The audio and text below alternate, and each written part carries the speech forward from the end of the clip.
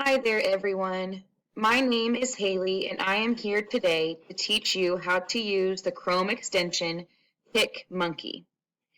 PicMonkey is a free photo editor with collage, touch-up, teeth whiten, fonts, effects, filters, frames, stickers, and more.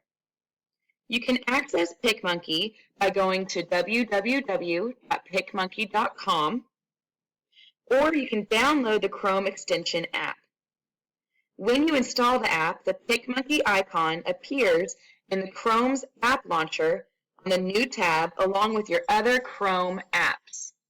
So you can see that I have a lot of Chrome apps. So I would have to click through them. There would be the little PicMonkey logo, and it would be right over here. This makes it easier to access the website.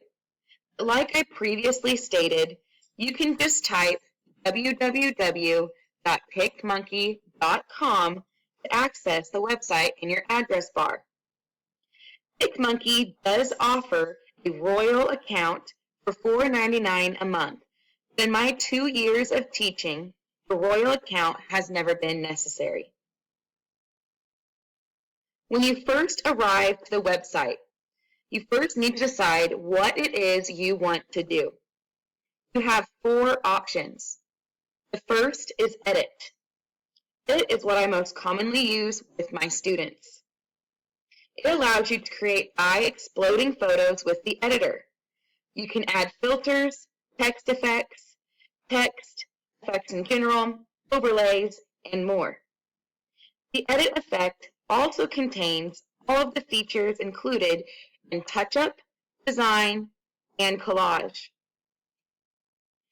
The touch-up feature allows you to give your photo a once-over teeth whitening, wrinkle remover, and airbrush. The design option allows you to design your own picture from scratch, and the collage option allows you to create a photo collage with flexible layouts and unique designs. Let's click the Edit option since it encompasses all of these features. Once you click Edit, you are immediately prompted to choose a photo that is either saved to your computer, uploaded from your Facebook account, uploaded from OneDrive, or uploaded from your Dropbox. I typically ask my students to save their image to their computer because it's just the easiest way. So let's go ahead and click Computer. It'll take you to your documents. Make sure you scroll down to Pictures and select the photo that you would like to edit. Then click Open.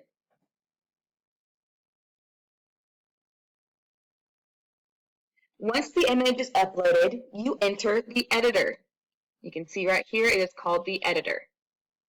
Okay. In the editor on the left-hand side, you can see the editor toolbar. It begins with basic edits. You can see right over here, that's where we're selected, basic edits. First, there's a feature called auto adjust, where it will adjust your picture with what it thinks is correct, including brightness, sharpness, etc. You can also scroll through and adjust yourself. There is crop, canvas color, rotate, exposure, colors, sharpen, and resize.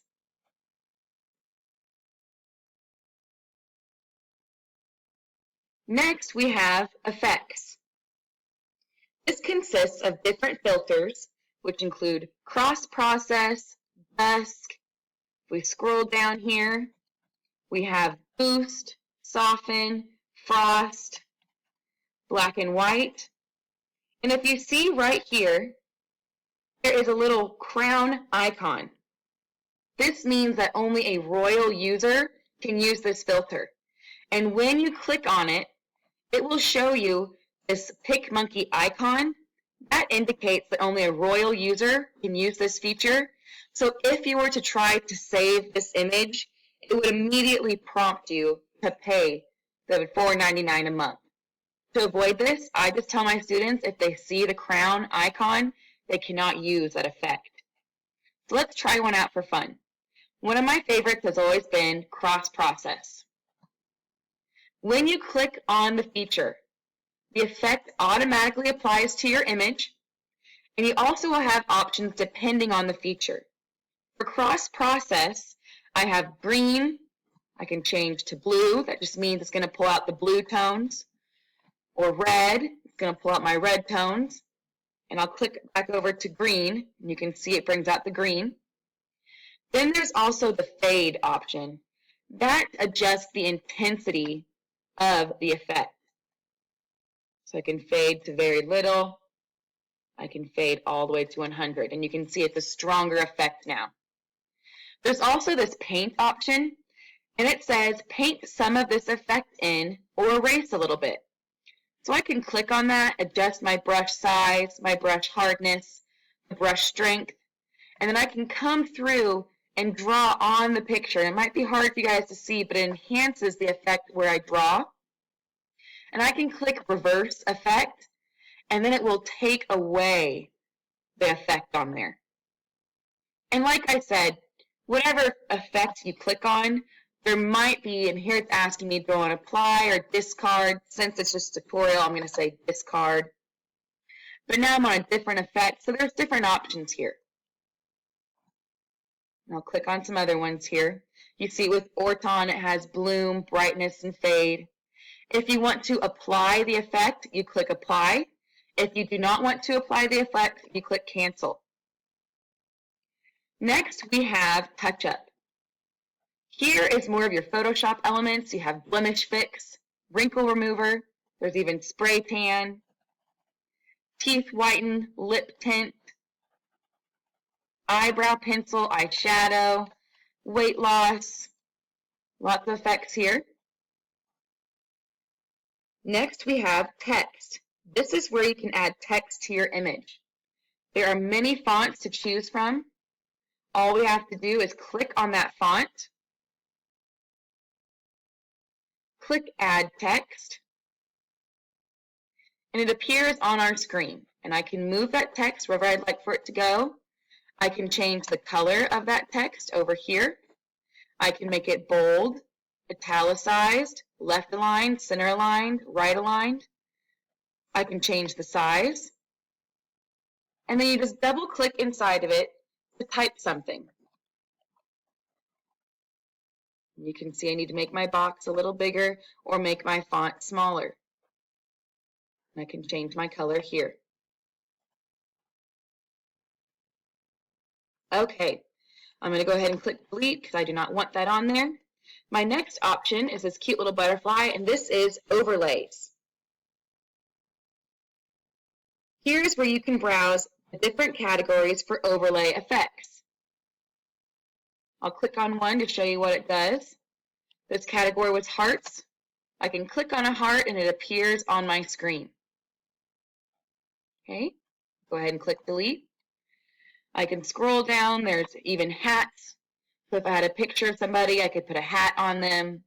There's all different cutesy little things, dashed lines, garnishes, all sorts of overlays that you can add to your image. Next, we have frames. Here you can pick from simple edge. You can adjust its thickness. You can adjust the inner and outer color, and even the corner radius and caption space. And like I said, to apply, you click apply. Cancel, you click cancel. There's all different frames here. You can have rounded corners. You could have a Polaroid frame. All cute, fun frames here. Our next option is textures. Here we can browse through the different textures, or we can have our own. I typically just have my students choose from the ones that are here. And you can see if I click space, it says new move button. This hot little baby lets you resize your texture and move it around. So if I want to, I can move the texture. I have the fade option here. I have saturation.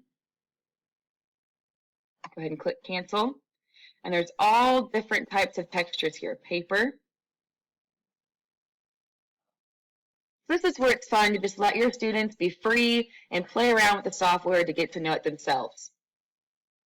And our last option here is my personal favorite to use with my students. This is called themes.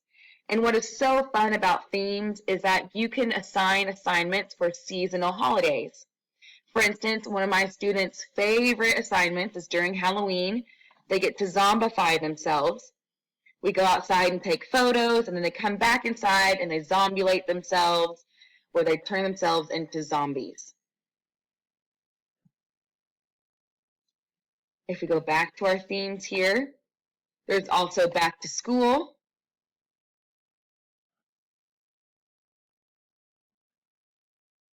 Day of the Dead, Santaland, which is fun. You can turn yourself into Santa Claus or an elf. There's Comic Heroes. That's also a very popular one. Do comic print. Takes a second to load here. So as you can see, there are a lot of options of how your students can edit and play with their photos. I also want to note that right down here in this toolbar, I can zoom into my picture. I can zoom out. This button right here says hold to see the before and after, so you can see your changes and compare and see what you like best. This option, it says go back to the way it was before I hit undo, and the undo action, so our undo and redo. And then this option here says to combine all image elements, so all the elements we have selected, to combine them together. So now that we are done with editing our image, we have the option to either save or share. I have my students typically save to their computers. You click the save button. It'll prompt you to name your file, save it as a JPEG, or you can choose here to a PNG file. The quality, I usually just use this Pierce. It's the generic quality here. We can change the dimensions of the photo, and at the end, save to our computer. We can also share. If I click share, I'm able to share through Facebook, Twitter, Pinterest, Flickr, Tumblr, and email. Oftentimes, I will have them email this to me, or maybe if they want to share it with another teacher or a friend or their parents, they can email this to somebody and type a little message right here. So I hope that you guys have enjoyed my tutorial over PicMonkey. I hope that you had a good time watching this presentation and that you can find a way to use PicMonkey in your own classroom. Thank you for watching.